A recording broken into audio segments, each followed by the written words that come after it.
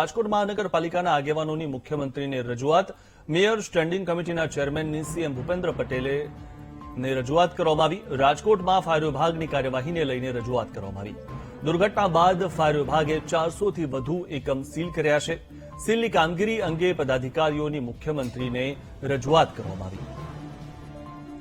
તો 400 થી વધુ એકમ સીલ કરવામાં આવ્યા છે, તેને લઈને મુખ્યમંત્રીને રજૂઆત કરવામાં આવી છે. રાજકોટમાં જે રીતે 400 થી વધુ એકમ સીલ કરવામાં આવ્યા છે, રાજકોટ અગ્નિકાંડ બાદ 400 થી વધુ એકમ સીલ કરવામાં આવ્યા છે, ત્યારે તેની રજૂઆત કરવા માટે મુખ્યમંત્રીને મળવા માટે મેયર સ્ટેન્ડિંગ કમિટીના ચેરમેન પહોંચ્યા હતા.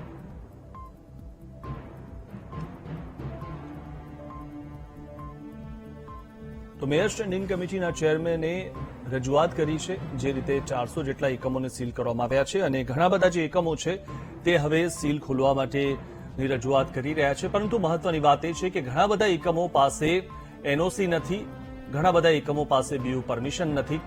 ત્યારે આગ લાગે તો કોની જવાબદારી, તે પણ સૌથી મોટો પ્રશ્ન છે.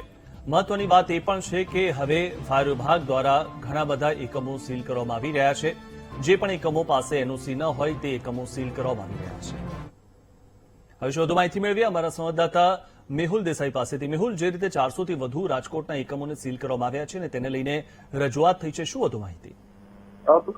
વાત કરવામાં આવે તો રાજકોટના મેયર અને ચેરમેન સહિતની જે બોડી છે તેના આગેવાનો છે તે અત્યારે મુલાકાત કરવા માટે પહોંચ્યા છે.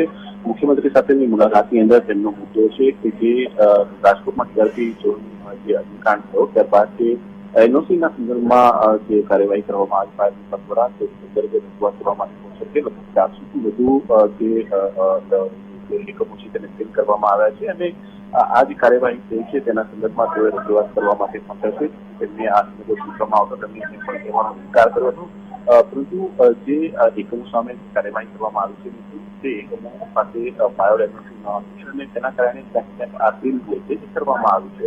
ત્યારે હવે રાજ્ય સરકાર સંદર્ભે આગામી દિવસોમાં શું નિર્ણય કરે છે, કારણ કે ના ફક્ત આ પ્રશ્ન રાજકોટનો પરંતુ ગુજરાતની અંદર છે. ગુજરાતની અંદર મહાનગરોની અંદર આ પ્રકારે પગલા ફાયર વિભાગ દ્વારા લેવામાં આવ્યા છે. ત્યારે સરકાર આ સંદર્ભે શું નિર્ણય કરે છે જોવાનું છે. જી, આભાર મેહુલ માહિતી આપવા બદલ.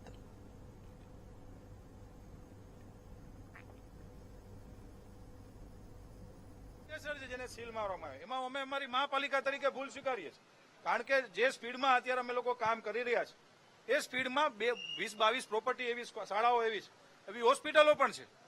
20-22 પ્રોપર્ટી માત્ર એના માટે અમે આજે આવ્યા. ધન્યવાદ મિત્રો. ખાસ કરીને તમે આપે એ પણ કીધું કે આ જે શાળાઓ છે ખુલ્લી જોઈએ, કારણ કે શિક્ષણ સત્ર ચાલુ થઈ રહ્યું છે.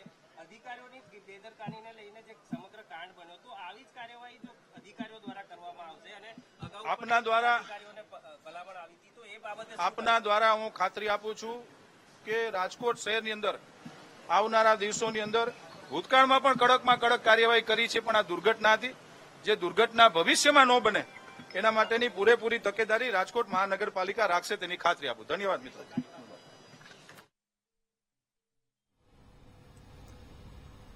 તો મેયર સ્ટેન્ડિંગ કમિટીના ચેરમેનની સીએમ ભૂપેન્દ્ર પટેલની રજૂઆત હતી અને 400 થી વધુ જે એકમ સીલ કરવામાં આવ્યા છે તે બાબતે મેયર અને સ્ટેન્ડિંગ કમિટીના ચેરમેને રજૂઆત કરી હતી.